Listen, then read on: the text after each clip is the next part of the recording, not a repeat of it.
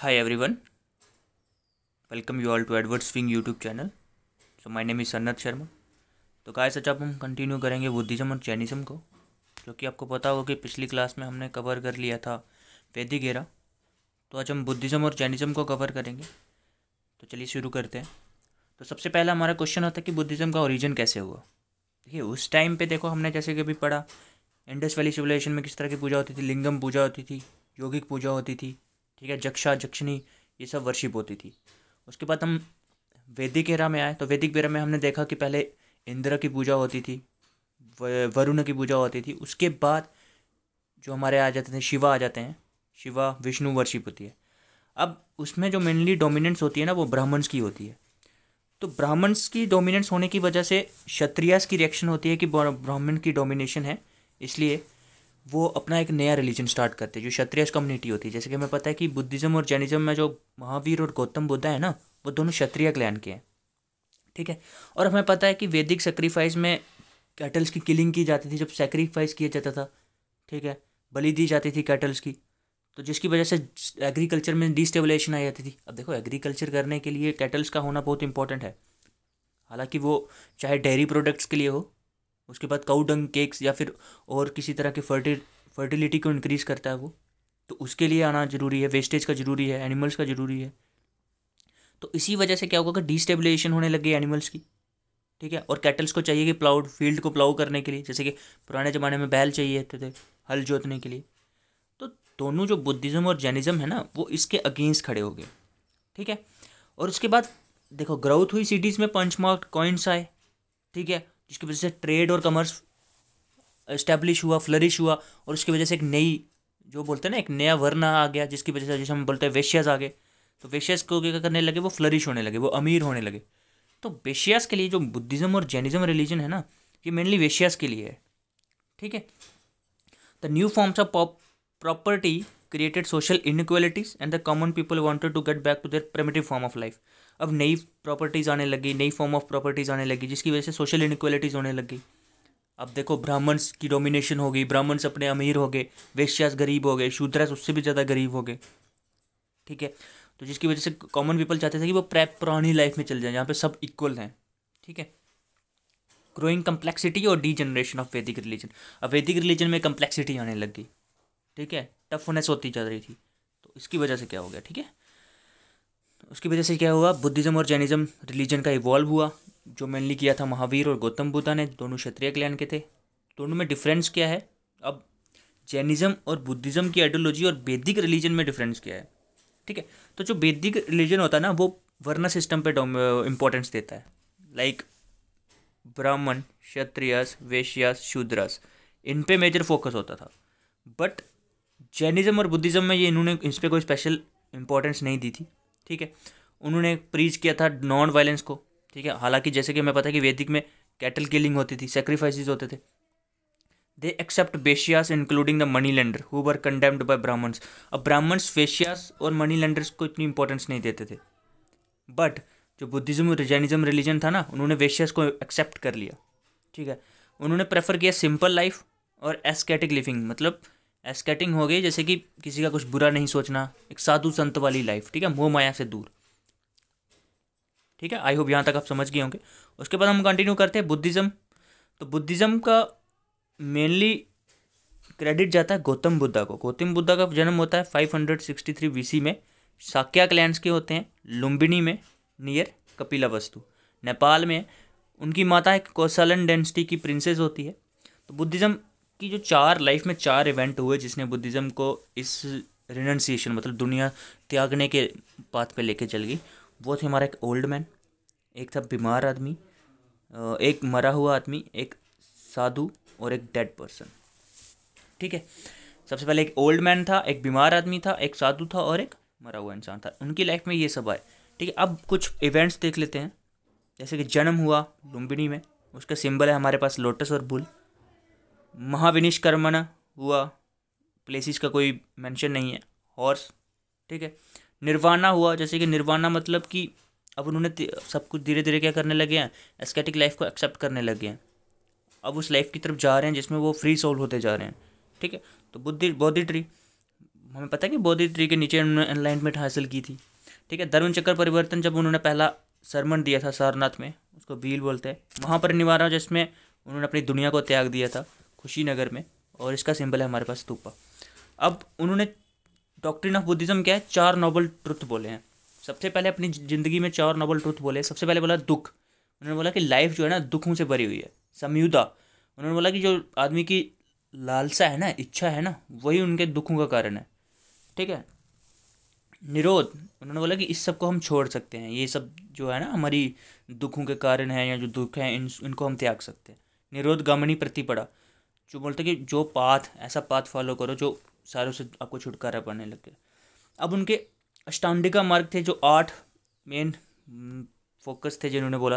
Right observation कीजिए, right determination कीजिए, right exercise, right action, right speech, memory, meditation और livelihood. ठीक है। उसके बाद मध्य मार्ग उन्होंने बोला कि मिडिल पाथ, मध्यम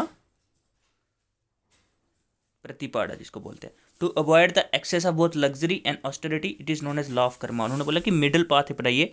ठीक है, जो ज़्यादा लग्जरी होता है ना, ज़्यादा अमीर, जैसे कि ज़्यादा ऐशो आराम की ज़िंदगी, उसको त्यागने के लिए this is known as law of karma. Triratna थे उनके, 3 रत्न थे मेनली, 3 चीज़ों पे फोकस किया जाता था। एक था बुद्धा, एक था धर्म और एक था संघ। संघ होता है कि बुद्धा तो हमारा बुद्धा हमें पता है, धर्म होता है कि कौन सी आइडियोलॉजी को वो फॉलो कर रहे हैं, संघ होता है कि जो पीपल होता है, जो ग्रुप होता है। उन्होंने बोला कि कुछ कोड ऑफ कंडक्ट भी थे उनमें कि ऐसी चीज़ें नहीं करनी है। सबसे पहले do not convert the property of other, किसी की प्रॉपर्टी मत लीजिए, वायलेंस मत कीजिए, इंटॉक्सिडेंट ड्रिंक्स को मत यूज़ कीजिए, जैसे कि सोमा सूरा उस टाइम पे ली जाती थी। कभी भी झूठ मत बोलिए और कुछ भी करप्ट प्रैक्टिसेस मत कीजिए। ठीक है। अब बुद्धिज़्म के कुछ स्पेशल फीचर्स की बात करते हैं और उनके जो फैलने का कारण बताते हैं। ठीक है। Buddhism did not recognise the existence of God and soul. वो गॉड को नहीं मानते थे। उन्होंने बोलते कि गॉड कहाँ पे है, यहाँ पे कहीं भी नहीं है। ठीक है। सबसे important, Buddhism were also admitted में वुमेन टू द संघ। उन्होंने संघ जो था ना उनका ग्रुप, ठीक है, उनमें उन्होंने वुमेन को भी अलाउ कर दिया था। ठीक है, irrespective of caste and sex, चाहे किसी भी कास्ट की हो, चाहे किसी भी कोई भी हो, उनको वो अलाउड था। ठीक है। पाली लैंग्वेज यूज़ की थी जो काफ़ी सिंपल थी उस टाइम पे और लोगों को समझने में काफ़ी आसानी होती थी। उसके बाद अशोका ने जब बुद्धिज़्म को एक्सेप्ट किया आफ्टर द कलिंगा वार, तो that help them to spread Buddhism में evenly in Sri Lanka, China, Mongolia and all this provinces. ठीक है। Central Asia, West Asia. Buddhist council हुई जिन्होंने बुद्धिज़्म को स्प्रेड करने में मदद की। अब बुद्धिस्ट काउंसिल काफ़ी इंपॉर्टेंट है आपके पेपर के लिए, हम ये पढ़ लेते हैं एक बार। सबसे पहली बुद्धिस्ट काउंसिल हुई हमारी राजगृह में, अजात शत्रु ने की। अब इसमें एक ट्रिक बता देता हूँ। फर्स्ट में ए के अजात शत्रु पहली बुद्धिस्ट काउंसिल, दूसरी में हमारे हैं काल अशोका, ठीक है, तीसरी में हमारे आ जाएंगे अशोका द ग्रेट, और चौथी में हमारे आ जाएंगे कनिष्का कुशन रूलर। ठीक है, ये आप याद रख सकते हैं। अब पहली बुद्धिस्ट काउंसिल हुई है हमारी राजगृह में। ठीक है। किंग कौन सा था, अजात शत्रु। हेड कौन करते हैं, ऋषि कौन से होते हैं, महाकश्यप। और इसमें विनय पिटका और सुत्त पिटका की कंपाइलेशन हुई थी, जो बुद्धिस्ट लिटरेचर है मेनली त्रिपिटका से, उनमें से 2 की यहाँ पे एबॉलिशन हुई थी, जिसमें विनय पिटका को लिखा था आनंद ने और सुत्त पिटका को लिखा था उपाली ने। सेकंड बुद्धिस्ट काउंसिल विशाली में होती है 383 BC में। काल अशोका शिशुनागा डेंसिटी के होते हैं, उन्होंने इनको हेड किया था। और इसमें बुद्धिस्ट डिवाइड होता है स्थविरा और महासंघिका में। ठीक है, आपको ये इतना डीप जाने की जरूरत नहीं कि स्थविरा क्या है और महासंघिका क्या है, बट आपको ये याद रखना है कि इसमें इनकी डिवीजन हुई थी। थर्ड बुद्धिस्ट काउंसिल हुई थी 250 BC में पाटलिपुत्रा में, जो अशोका के पैटर्न में हुई थी, अशोका द ग्रेट। हेड करते हैं इसको मगोलीपुत्र तिस्सा, और इसमें अभिधम्मा पिताका आता है। ठीक है, बुद्धा के मोनास्टिक कोड्स, ठीक है, वो आते हैं इसमें। और पूरी होली त्रिपिटका जो बुक है वो कंपाइल की जाती है। फोर्थ बुद्धिस्ट काउंसिल आपको पता है 78 AD में हुई थी, कुंडलवल कश्मीर में हुई थी। हमारे किंग कौन थे, कनिष्का हुए थे। हेड कौन करते हैं, वासुमित्रा, और उन्होंने क्या लिखा होता है, महाविनिशस्त्र। ठीक है, एनसाइक्लोपीडिया ऑफ बुद्धिज्म उन्होंने लिखा था। और इस टाइम पे हिनायाना और महायाना डिवाइडेड हुए थे। हिनायाना और Mahayana sect of Buddhism was divided in fourth Buddhist council. ठीक है। अब बुद्धिज्म के फैलने के कॉजेज क्या थे mainly, Buddhism comed to the ritual and ceremony that are originally denounced. अब बुद्धिज्म ने धीरे धीरे क्या करने लगे, जो रिचुअल्स को पहले वो डिनाउंस करते कि ऐसा कुछ करना ही नहीं है, वो धीरे धीरे उनको एक्सेप्ट करने लगे। ठीक है, लेटर टाइम में उन्होंने पाली को छोड़ के संस्कृत को क्या करने लगे, संस्कृत को एक्सेप्ट कर लिया, जिसकी वजह से क्या हुआ, आइडल वर्शिप करने लगे। और कुछ ऑफरिंग्स मतलब करप्शन की टाइप से ही लगे, कुछ मेन जो लोग ऑफरिंग करते थे वो एक्सेप्ट करने लग गए। ठीक है। Vajrayana form started to develop. Vajrayana होती है तांत्रिक वर्शिप। पहले उन्होंने एग्जिस्टेंस नहीं मानते ही नहीं थे कि गॉड की एग्जिस्टेंस है, सोल की एग्जिस्टेंस है। बट लेटर टाइम में ना वज्रयाना की तांत्रिक मंत्र पूजा होने लग गई, मैजिक वगैरह होने लग गया। ठीक है। और धीरे धीरे वुमेन्स की पोजीशन क्या होने लगी, डिग्रेड होने लग गई और वो वुमेन को एक ऑब्जेक्ट ऑफ लस्ट समझते थे। ठीक है। अब लिटरेचर की बात करें तो त्रिपिटका मैंने अभी बताया, सुत्ता पिताका हमारा जाएगा बुद्धिस्ट सेइंग्स क्या बोलते हैं बुद्धा, और विनय पिताका आगे कि संगा में रहने वाले जो कोर्ट्स हैं स्पेशल क्या मोनेस्टिक कोर्ट्स रहेंगे। अभिधम्म पिताका हमारा आ जाएगा रिलीजियस डिस्कोर्सेस ऑफ बुद्धा। एक इंपॉर्टेंट चीज़ है मिलिंदा पानो, जो डायलॉग था मिनांडर और सेंट नागसाना में, जिसने नागसाना ने उनको इन्फ्लुएंस किया था बुद्धिज्म ज्वाइन करने के लिए।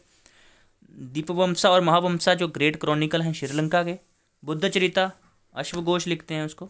और जताका जो है 15 प्रीवियस लाइफ की स्टोरीज है। जताका स्टोरीज मतलब बुद्धिज्म के जो प्रीवियस बर्थ की स्टोरीज। ठीक है। हिनायाना हमारा आ जाएगा लेसर व्हीकल। जब बुद्धिज्म मैंने पता ना 4th बुद्धिस्ट काउंसिल में 2 टाइप में डिवाइड हुआ, हिनायाना और महायाना। हिनायाना होता है पुराना लेसन काउंसिल, वो रियल टीचिंग पे बिलीव करते थे। ठीक है। They did not believe in idol worship and Pali language was used in. तो महायाना में हमारा था कि उन्होंने क्या करने लगे, धीरे धीरे मूर्ति पूजा करने लग गए, बोधिसत्व उसको फॉलो करने लग गए, उनकी टीचिंग की बिलीव की जगह पे आइडियल वर्शिप करने लगे और संस्कृत को एक्सेप्ट कर लिया। और जिसकी वजह से क्या होता है कि बुद्धिज्म का लास्ट में क्या होता है, डिक्लाइन होने लग जाता है। ठीक है।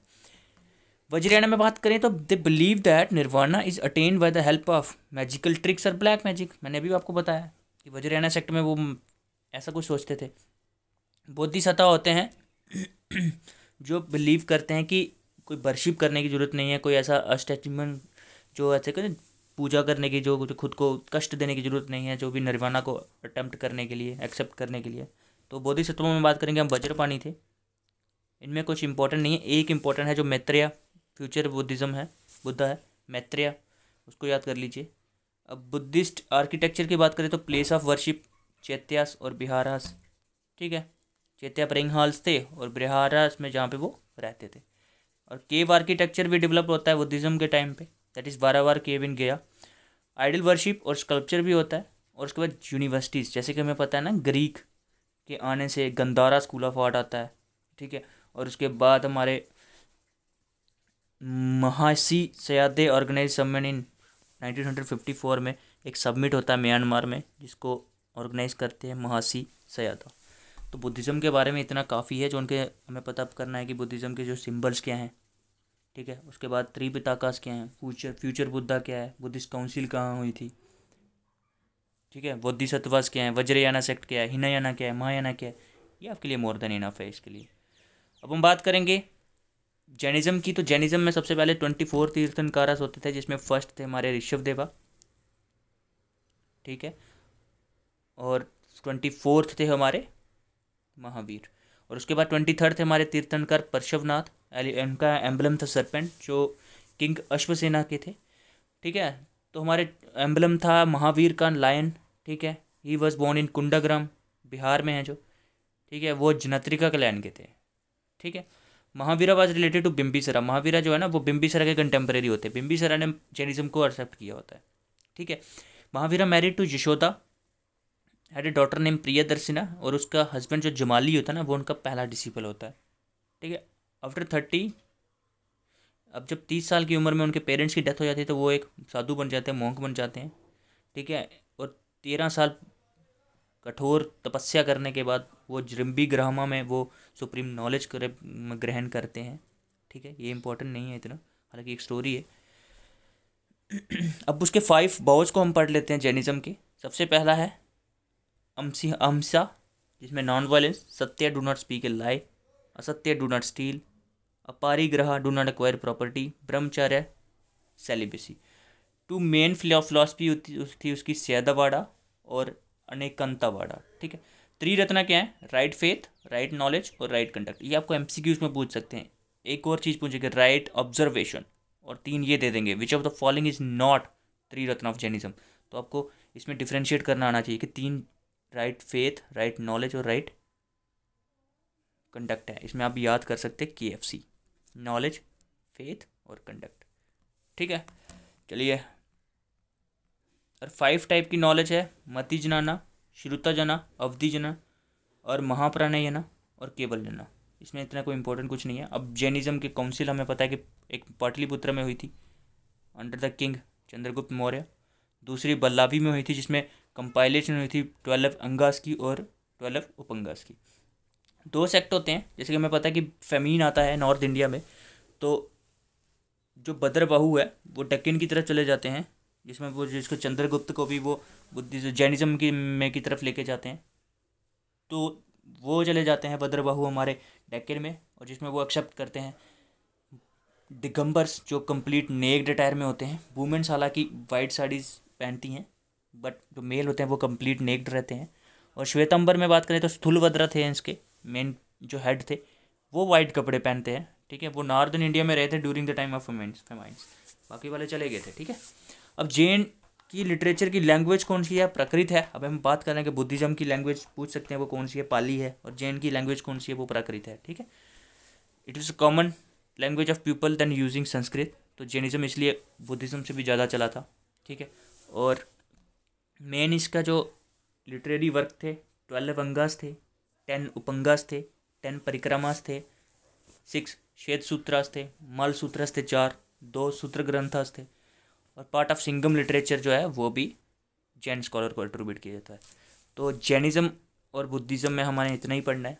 ज़्यादा फोकस मैंने आपको बता दिया किस चीज़ पे करना है, कौन सी क्लैन के थे, ठीक है, मदर किस साइड की थी, बुद्धा ने वुमेन्स को कैसे ज्वाइन करवाया था संघा में, ठीक है, चैत्यास क्या थी, बिहारास क्या थी, लिटरेचर क्या था, त्रिरत्नास क्या था, जो इसके right faith, right knowledge, right conduct, ठीक है, ये सब दिगंबर क्या थे, श्वेतंबर्स क्या थे, हीनायाना महायाना, ये सब पे आपको फेमस स्पेशल टारगेट करना है इस पर। इसको आप अच्छे से देख लीजिए। तो इसकी जो PDF है मैं आपको टेलीग्राम ग्रुप पे दे दूँगा। तो आई होप कि आपको हमारा लेक्चर सही लगा होगा। तो थैंक यू सो मच। जय हिंद।